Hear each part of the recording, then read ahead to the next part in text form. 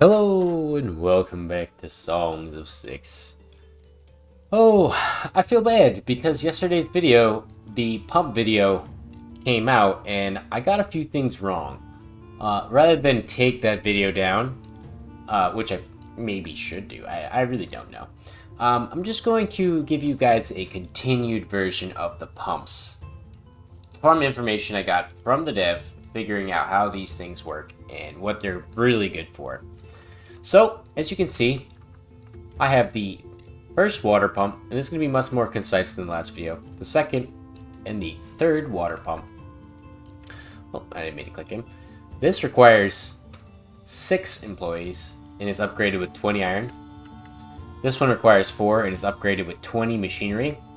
And this one requires 2 people, and they all provide the same amount of pressure. As you can see, if I zoom out, we have a very nice canal going on here. It goes all the way down, and eventually it reaches a part of my city that's for fertility, which I'm using for globian pasture right now. You can see that in the middle there is a gap of 40% roughly fertility. That is because about 8 distance is how much reach the canal has with the fertility boost. We are in a 20% fertility, or actually, yeah, I'm looking at 13% fertility in these places. This is a desert map. This is not a fertile area. So because of that, I have to extend my fertile ground as far as possible. And the way this is working is these 3 pumps connect together, and it doesn't matter if they are a level 1 pump, level 2 pump, or a level 3 pump, they still pump the same amount of water. And I believe that it is 64 times 3. I may be very wrong. I could be extremely wrong, but it goes very far. I tested to see how far the canal goes. It goes further than I can afford. So it goes much further than 64 here. You can see this water just keeps going. And it keeps going here. So if I had upgraded these, that's 6 workers. And that is enough to pump water throughout your entire city. So for you aficionados out there, this is going to be an extreme game changer. Everything is going to be canals through your city. You can put canals through your city. And I demonstrate that here with a culvert. The culvert allows you to cross areas, and I was completely wrong. The people can walk right through the canal. They walk underneath it, which makes sense. I believe they were walls. They are not walls. They are simply just barriers for buildings. So if you needed to build underneath, you could.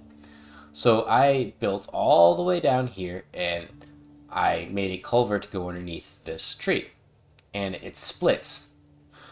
I am not quite sure how the splits work. I believe you could probably put a culvert here, here, here, anywhere in like the circle of this area's culvert access. I'm not sure. I may talk to the dev and ask him if there is a distance to it. But as of right now, the culvert seems to go pretty far. More than 3 spaces. I tried to make it go from here to here and go that way, and that did not work. So you cannot just go like that and connect it. It doesn't work. And I also tried to do it over here and connect it from this distance to right here, and that did not work either.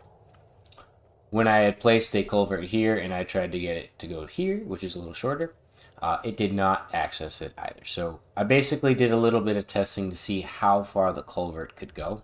I believe that it's probably more than 5, or roughly 5 tiles before it runs out of access to the water. That could be because I've already used up the access pump pressure. I'm not sure. Everything is new and I'm learning. And that's where we get to. Look at these guys. Skinny dippers. They're bad Mevians. We've got an example of how canals look when they turn into a 3x3 canal or a 5x5 canal. Obviously, it was a 4x4 canal. It would just look like that. And we have the examples of the 3 different bathing methods, which allow people to swim in each tile that is available. So this pond here, or this moat, sorry, has access to 6, 9, 12, 15, spots to swim. The pool has the same, and the pond has the same. They're all the same size. So if I was to look right now at dread, the moat emits dread, where the pool emits awe, and the pond emits harmony. So if you were building a Kryptonian city and you wanted to have ponds throughout your city, that would probably work. If you wanted to have Dundarians, they would probably like pools. And I believe the Garthimi actually like dread. So that would be useful to have moats throughout your city. And obviously a moat provides, I believe, a benefit to your protection of your base. Not 100% certain, but if you look, that guy, he's moving a little slowly through the water. The moat is not going to stop them from being able to attack your wall, but it definitely will slow them down and kind of drench them, so they're not happy. At least that's my understanding of it. As I was mentioning, the distance is 8 from the canal. At roughly the distance, it becomes nothing. It becomes worthless. So if you were to want to make a actual canal system that provided the maximum amount of fertility, you'd have to make a canal that goes much closer, roughly 8 away. And you'd get in between, I think, a boost between the two, probably much higher than 60, but at this rate, so far I see 63% from 13, so that gives it 50. I imagine if you built a canal on top of the other canal right here, you might get 100% fertility, but I'm not sure. And I think it would be foolish to even test that because you don't want to build a 1x1 farm or 1x50 farm all the way down. It would be kind of pointless. With this pasture here, I have access to 25 animals, which is perfect. And I could easily put another one on the side or wherever I want.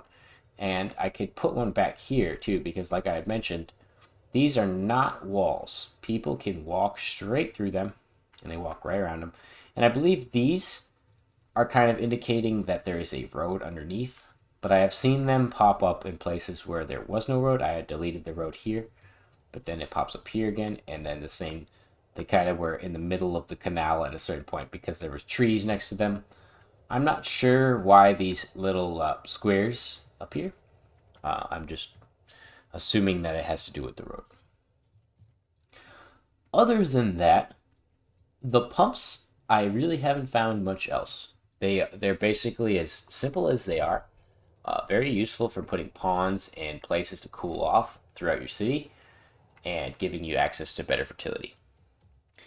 On to the next topic, I'd like to comment on Warhammers. Warhammers are going to be the new early game weapon of choice, in my opinion. So when you build a carpenter workshop, instead of having access to build makeshift weapons as you priorly could make actual swords and equip your guys, you instead make warhammers. And warhammers are constructed with, I believe, 6 wood and 4 stone at this rate right now. I talked to the dev. I think that maybe it's actually still worthwhile, because if you were to sell these warhammers, they are extremely valuable. They sell for just as much as a regular weapon would, or a shield or a bow. So it's about 180 to 200 a pop. So buying stone and cutting down wood is definitely a viable option to make warhammers and an early production system to make money. You can see I have 2.6k. I literally spent 70k to buy the machine parts to upgrade this for you. This is all built by me. This whole city is as natural. I am not putting in any extra like assistance points or anything like that. I may be actually kind of forcing certain events by pressing my money into a certain direction, like buying iron just to upgrade water pumps, which aren't serving any purpose other than to teach you guys and to build these little ponds and pools down here. But I am doing things like this. I'm having people mine stone, and the Amevian race is extremely useful in this new update. With the way fish work, the way that fishing works, their happiness is boosted based upon solely what they like. So if you see, they don't have too many items that they're looking for here. I believe it's under environment. If they have access to a large sum of fish, they get a big boost here, and that makes this go all the way up. Religion is just going to be a problem until you get a temple, but that's par for the course, and occupation and so forth is the same thing. So you need to get each of these going. But I also learned a few other things about cantors and the Argonash. So the way they work is kind of described, I believe. Let me look onto the world map. Right here. So you can see the dread is what Argonash are actually looking for now. And they're looking for temple access, food rations, and Shmalorism. Cantors are looking for awe, altruism, temples, and judged people. From what I've understand, that means that if you have a judge and it's auto-employing judges, for some reason they don't like that. Simple as that.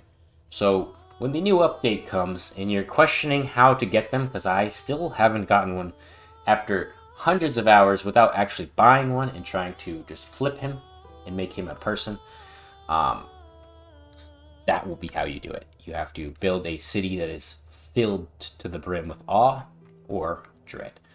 I think dread would probably be the easier one. I think Argonash are going to be a lot easier than Cantors to access. Cantors have access to a lot more powerful like work abilities than certain other guys, because they are just across the board great miners, great crafters. They love to do, basically, they're good at everything. They can do everything. And I was wrong. Barbers are not gone. I am so sorry. This episode is going everywhere, but I do want to correct myself.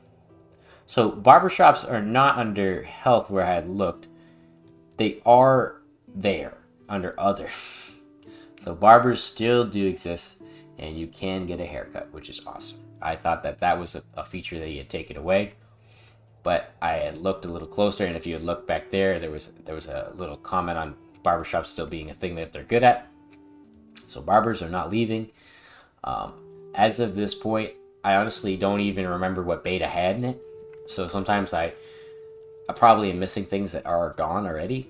But I'm just excited for this alpha update, and I really appreciate everyone's comments and just awesome feedback so far. I'm a very humble, small guy, and just wanted to say thank you. So I will come back tomorrow with my new findings and hopefully give you some more intel onto this alpha.